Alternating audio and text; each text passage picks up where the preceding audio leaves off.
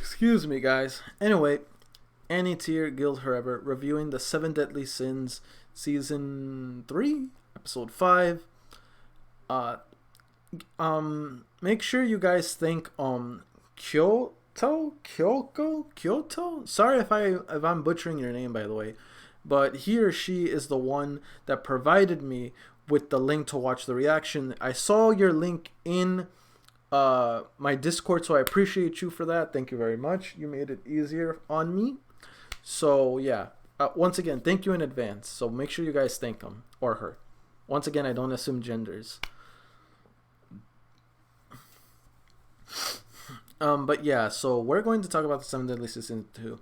So it looks, I mean, we've known for a long time that GOWTHER was pretty much a doll. That's why he seeks emotions. He seeks emotions because he's a wild doll. He's a wild doll without a master. Well, he has a master, but I didn't know the master was communicating through the doll. So that doll is just a shell as a, I guess you can say, as some kind of person that can interact with the outside world. What I want to know is, if 3,000 years ago he was freed, then where is he now 3,000 years later? Where is that guy now? Because GOWTHER is still roaming around, but as a part of the Seven Deadly Sins. So if he's no longer in prison, where is he? Is he just hiding somewhere until he's ready to make his move? Another thing, is that guy still talking through? Is he still talking through GOWTHER, like the GOWTHER's doll? Like, is he still talking through the doll? That's what I want to know. Or is the doll acting of its own accord? That's the one thing I need to know for sure. Because if that's the case, then the Seven Deadly Sins are in trouble. Because this dude is possibly hiding somewhere, doing who knows what. Still, though, it's a good thing that Gloxina and Druel decided to show King and Diane this. Because they've been in the dark about this whole situation. And the only one that really knows anything about it are the Commandments. And Meliodas. That's it. Diane doesn't know. The other sins don't know either. So at least Diane and King knows. That means whatever knowledge the rest of the sins aren't affiliated with, they will provide. Still, to think though. So that's the real one. That's the real GOWTHER, huh? Is he the main threat? Still, I don't know. That Archangel, though, the guy with the long hair and has his eyes closed all the time, he's just starting unnecessary issues. The battle is already over and he just wants to make sure that these commandments are dead. Bro, the commandments are the victim in all this. Really, they're just trying to look out for their own people. They were even willing to work with the Archangel Elizabeth at that time period to get their family and their friends back, to get their people back. But no, they're like, nah, we're not going to help you. We're just going to kill you. Makes it easier. I'm like, it's no wonder the commandments want to take over Britannia. It's no wonder they want to take over Britannia and make other people suffer. Because they were dealt a horrible hand. The whole world was against them. So obviously they would make the whole world their enemy. I mean, I understand why. I mean, yes, Meliodas sided with the Archangels technically, but they didn't know that it's thanks to Meliodas and Gloxina as well as, Druel, that they were saved.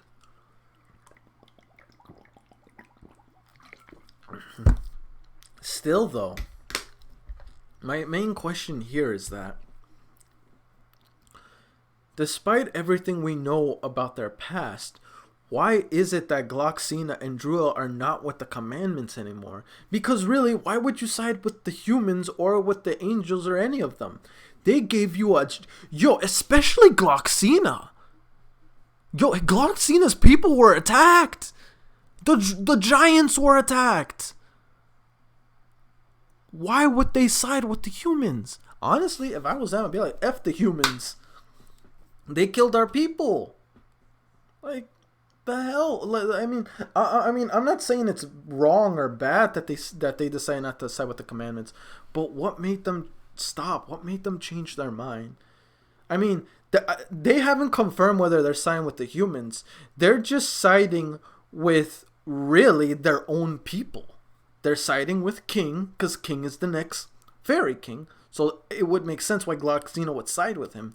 And Druil is siding with Diane, one of her giant descendants.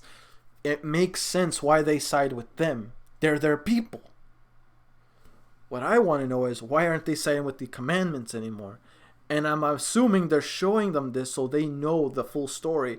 And after knowing the full story, I'm assuming they're trying to get them to understand. So, now that you know everything, what do you say? Are you still like... I'm assuming that's what they're going to do. They're trying to get them to see the full side of the story. To show that after everything you saw, do you still want to side with the humans? Do you still want to side with this or that? Like, what do you want to do? And now you know the truth about GOWTHER. So, I don't know what them showing them all this will entail. But I do know that I understand their perspective. I understand why they joined the commandments. I understand it all. They were dealt a whole... Oh my god, dude. Even Ban's father, like, attacked King... Well, I'm assuming... I'm not sure if that's Ban's father, but is one of his ancestors. I'm assuming. Like, it's Ban's family lineage. So... Damn, but like, here's the thing though, why? Why did they attack the fairies? Why did they attack the giants? Like, what's going on here? I'm sure maybe I missed something, or they'll explain it later on. And if they explain it later on, don't tell me a damn thing. But either way, like, oh my god, man, that was a massacre. A bloody freaking massacre. Honestly, I get it. Gloxina, Drill, like, I get it, man. Still, I'm curious, what are your motives now? What are you trying to accomplish right now, right here at this moment, with Diane and King? What is your goal? What is your angle? It just can't be so simple that you just leave the commandments just like that, when commandments want what you want. What they're trying to... Well, I'm not sure if it's what you want, but what they're trying to do is take over Britannia and make the humans pay after everything they've done to the Demon Clan, the fairies, and the giants. So, really, like, what are you trying to do? What is your goal with Diane and King? That's the number one thing I'm trying to figure out for myself. Still, it's getting pretty good. I'm enjoying it for the most part too. Oh man. Well, that makes sense how freaking those two demons, the girl and the guy with no mouth. Like, sorry if I forget their names. It's just a lot of names to keep up with when you're reacting. So now I see how they went from Induras to going back to normal. But I wonder, because they lost 6 hearts, do they still have those 6 hearts lost? If that's the case, they are the most easiest to kill. By far. The only thing that drives me nuts and it annoys the hell out of me, Lona, like, you know, the soul stealer. I'm sick and tired of her constantly coming back to life over and over and over again. She's been killed like, what, 2 to 3 times already? She's been killed so many times. And she's still breathing. I don't know. It's like, at this point, it's like, look, girl, I killed you this many times. You know what? I'm done. I ain't even bother trying to kill you. Apparently, death doesn't exist to you. You particularly. But still, like... Anyway, let's just get to the questions. Question 1.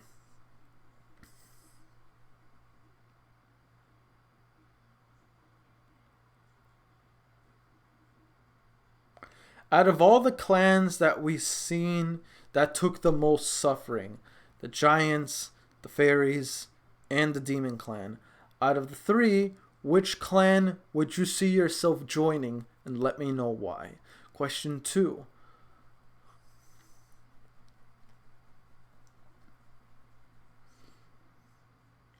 Out of this whole massacre between the 3 clans, if there was one person you can save in all this calamity, who would it be, and let me know why, and explain it. Anyway, guys, that's it for me. Don't forget to like, comment, don't forget to like, comment, sub if you haven't already. It really motivates me to put more content out there for you guys as my guildmates, and I'll see you guys all in the next video. Peace.